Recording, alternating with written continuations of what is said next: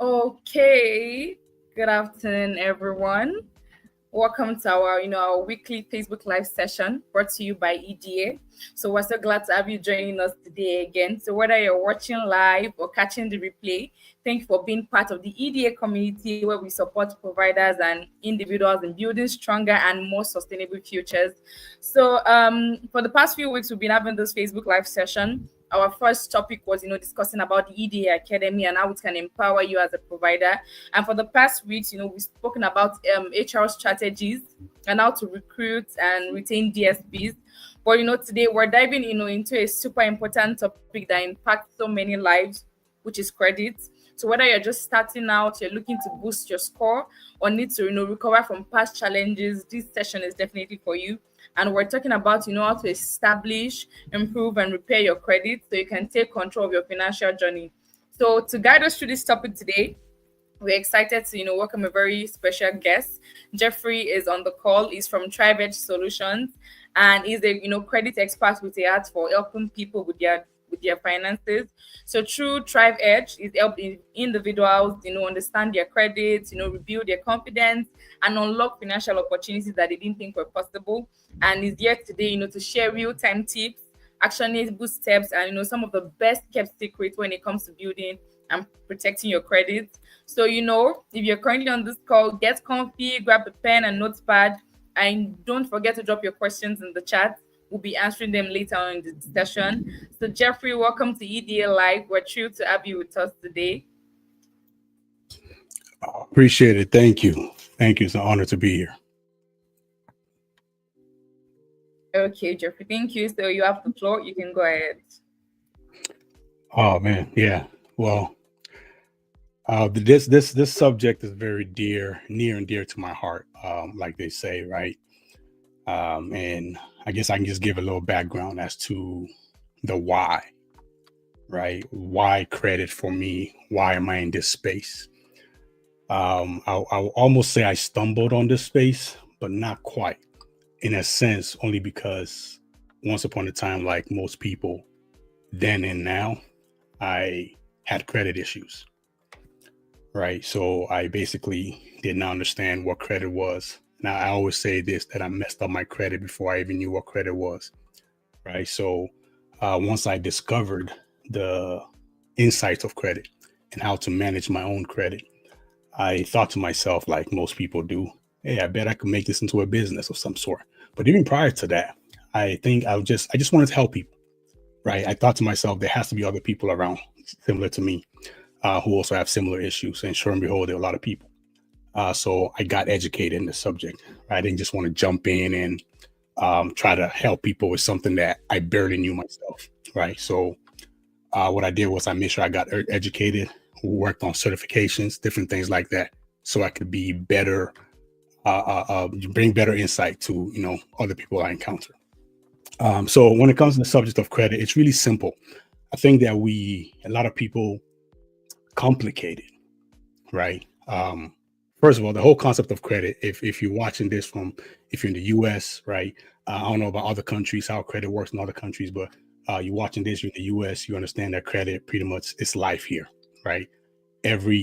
Almost everything you do, a lot of times, whether you're trying to rent an apartment, whether you're trying to buy a house, you're trying to buy a car, in some cases, business funding, right?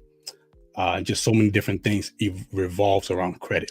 So, and the reality of it is, if you don't have enough money to go and buy a car cash, if you're trying to finance a car, your credit comes into the picture. And the average person also does not have $2, $3, $4, $500,000, even $1 million to go buy a house cash or just outright. So you have to finance it. Well, again, when you go to finance something, the person you're getting the money from needs to understand who you are. They need to know, first of all, can they trust you? Can they get their money back? Are you going to be paying them? The only way they can know for sure really how risky you are is by looking at what we call a credit report, right? So being able to look at a credit report, the lender that you're trying to borrow money from can now dictate whether or not, based on your past behaviors, can they trust you, right? So this concept of credit is very, very, very heavy, and I think there are many that are affected by it. So when it comes down to credit, one of the first things everybody should do is get access to their credit report or their consumer report, and there are various ways to do that. One of the free options is to be able to go to a website called annualcreditreport.com. And when you go to annualcreditreport.com, you're able to get access to your credit report or your consumer report. And by doing so, you get a chance to see everything that is on your report, all the accounts that you have on your report, all the past history, right? Things like your personal information, so your names, your addresses, those type of things, right? You're also going to see something like the different accounts that you have, whether you have credit card accounts, whether you have student loans, whether you have car loans, you took a loan to buy a car, a loan for a house. Any of those accounts you'll see on your credit report or consumer report. And you want to be able to take a look at that and really identify if the information on there is accurate. Because believe it or not, human beings put those information in there. Even if machines are used, human beings still have a hard or a real place in, putting information in there. So information can be incorrect. Somebody can put the wrong information on your credit report.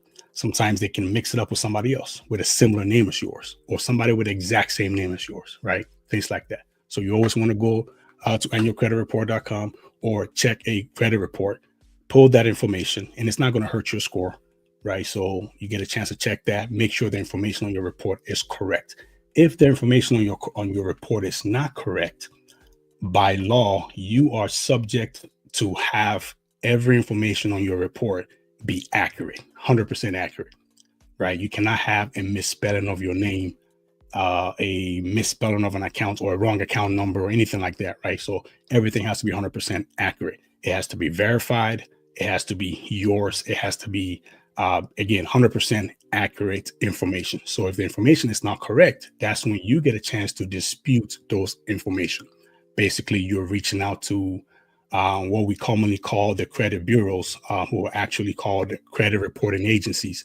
And you want to reach out to them and basically let them know, hey, the information on my report is incorrect. This is wrong. This is wrong. That is wrong, or anything like that, right? There's a little bit of a process to that, but you want to be able to make sure that everything is reporting correctly. That's just from let's say from a fixing perspective, or making sure the information on your report is accurate.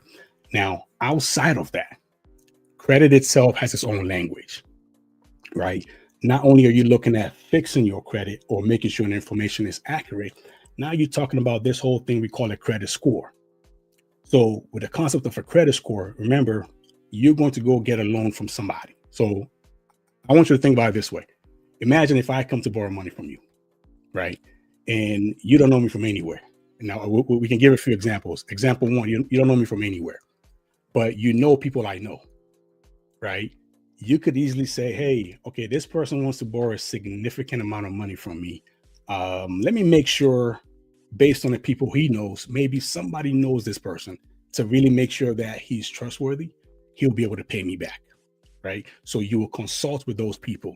You may call my house. You may talk to my mom, my dad, my brothers, my sisters, neighbors, right? To say, hey, have you guys ever loaned Jeffrey any money before? If they say yes, okay, has he paid you back before, right? How has that transaction been? Now, if they say, oh yeah, he's the greatest person, he will pay you every dollar, every dime that he borrows from you, great. You feel good about yourself that, yep, I can trust this guy. But if they say, oh man, I don't trust that guy. He borrows money, he never pays back. He disappears. He'll be gone for years, come back and tell you all the stories ever in the world, and he'll go to the next person, do the same thing. Now that becomes a red flag. You don't really want to trust such a person, right? So the essence of a credit report is, again, it goes back and it shows the informations, the accounts, those whom you've done business with in the past in terms of loans, right? Whether it's credit card type of loans or what we call installment loans, which will be your your student loans, your mortgage loans, your car loans, things like that, right? Personal loans, any of those things, right? So it will have that information on there to let you know, to let the lender know, has this person been paying back on time? And have they been using these accounts correctly, right? Things like that. So now coming back to the credit score simply is a 3-digit number that is derived from the credit reports, right? So the information on your credit report will generate a credit score. Okay. And that score, again, it just tells the lender how risky you are. Meaning this, the lower the score is, the riskier you are. The higher the score is, the less risky you are and the more trustworthy you are. That's it. Now, you could be the most trusted person in the world. If your credit score is terrible, or your credit report looks terrible, people will not want to trust you. They don't care if your mom can vouch for you, if your dad can vouch for you, if everybody can vouch for you. They typically will not want to trust you, right? Now, there are sometimes, even with that whole vouching concept, if your score is just maybe okay enough, but if the lender still feels maybe I need somebody to really vouch for you, that's when somebody can be able to do that, right? It's a process for that. Somebody can vouch for you and they'll be putting their credit on the line as well, too, right? But again, that's a side note. But the credit score itself is where that's what tells that's what people see. The average person sees their credit score, but in depth, the information that the lenders look at is not just your score. They look at the credit report itself, the details of the report. That's what generates the score. So one of the things I want to talk about here is how the scores are calculated. How do they calculate these scores, right? How do they come up with these scores? Now, they have their own systems behind the scenes that they don't really tell nobody. But we do understand that there are 5 main factors when it comes to calculating scores. One of the factors is your payment history. Simply being put, have you made your payments? When you get a loan, do you pay and do you pay back on time, right? That's one.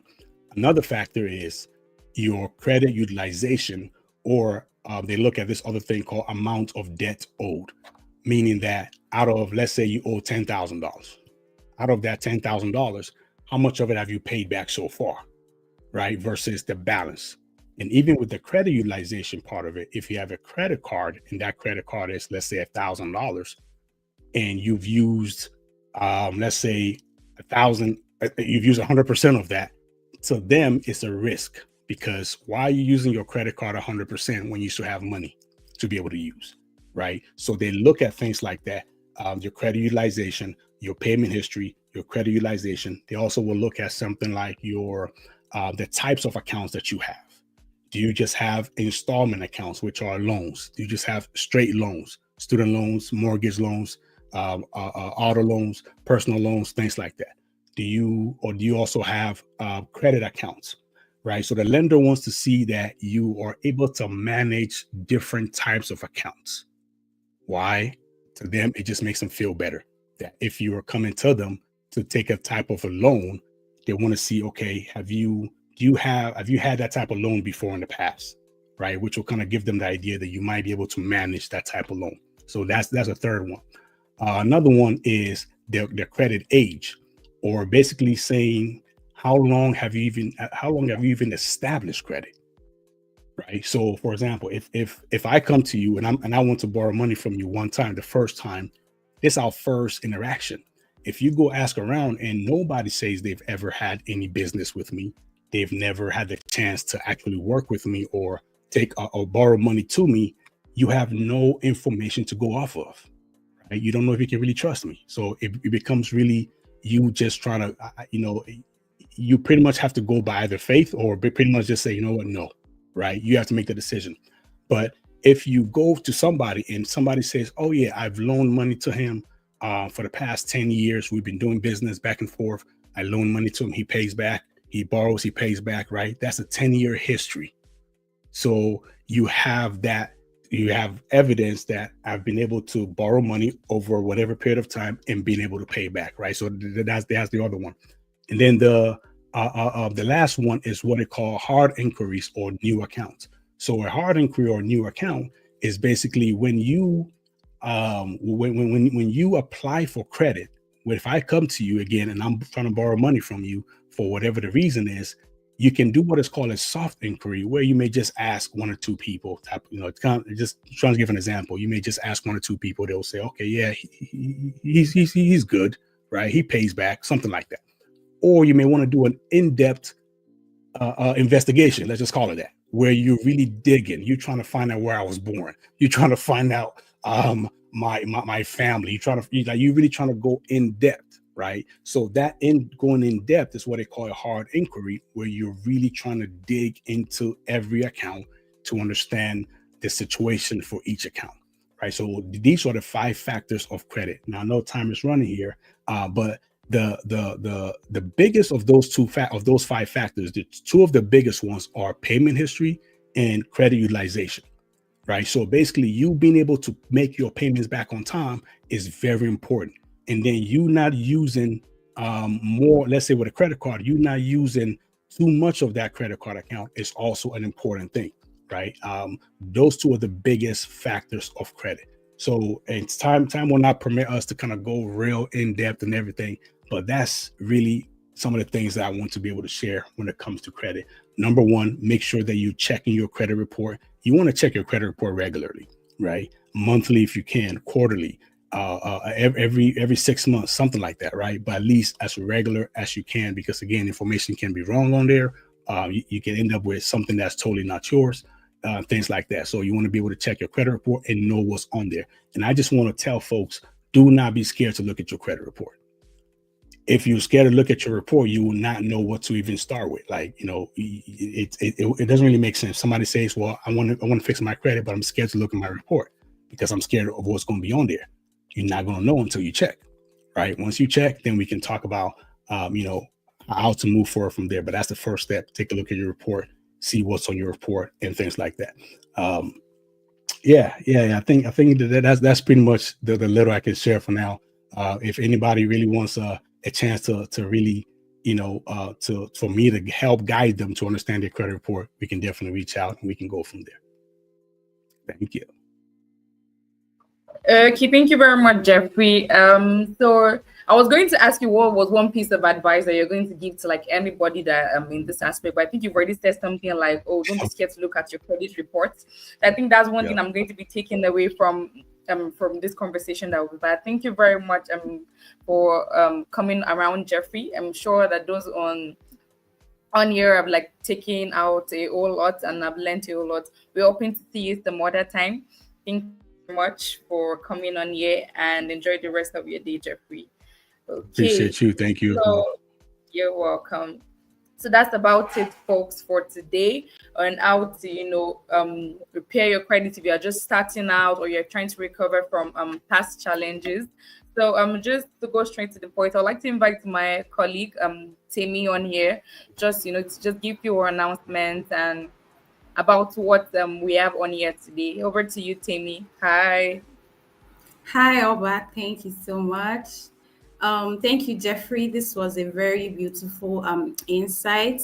I learned a lot myself, and like Oba had reiterated, that don't be scared to check your credit reports. You don't have to be scared. And I also learned that you need to keep your credit utilization low and make sure you pay on time. The biggest takeaway for me would be credit scores and everything surrounding credit is seriously based on being trustworthy. So you don't want to mess that up. Thank you so much, Jeff, for having us today.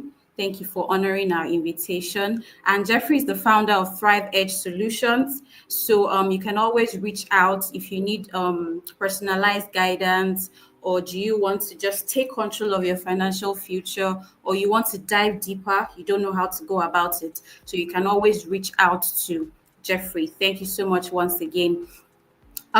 Moving forward, I have an exciting announcement to make.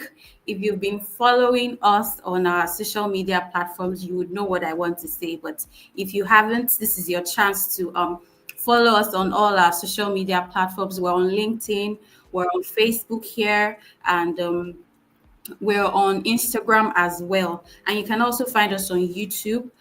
We always update our social media platforms. We have an exciting program coming up tomorrow, and we call it the Provider Town Hall. The Provider Town Hall. Trust me, as a provider, this is not an event that you want to miss. Why? Because it's going to be your opportunity to listen in on a discourse that surrounds your practice as a provider. What does it take to be on a HCBS program? What are the things that impact you? What are the things that affect you? You want to learn about the critical bills that affect you as a provider. There's never a better time than now to lend your voice. So you want to be on this conversation. And one thing that EDA does, which is we are here to support you. Like we said last week, we're here to support you as much as we can. So EDA actually did this to bridge the gap between you and the lawmakers. So these are your decision makers. These are those people that actually speak on your behalf. So wouldn't you want to just be in the same space with them where you can say your mind, share your challenges? You want to react to a bill and how it affects you, you can speak to them. And this is also an opportunity for them to hear from the people that they represent directly. So make sure you're there.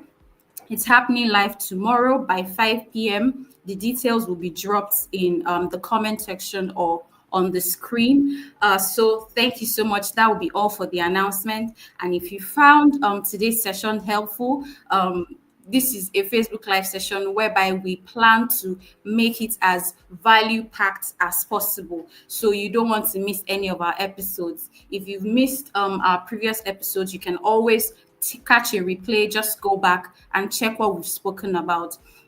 So you can always like our posts across our social media platforms. You can share our posts to your network, and also make sure that you follow us. You don't want to be in the dark of any of our updates. It helps us also to reach more people who could actually benefit from the knowledge that we are sharing. So until next time, stay empowered, keep thriving, and always remember that EDA is there to support you. Thank you so much. Oba, do you have anything to add?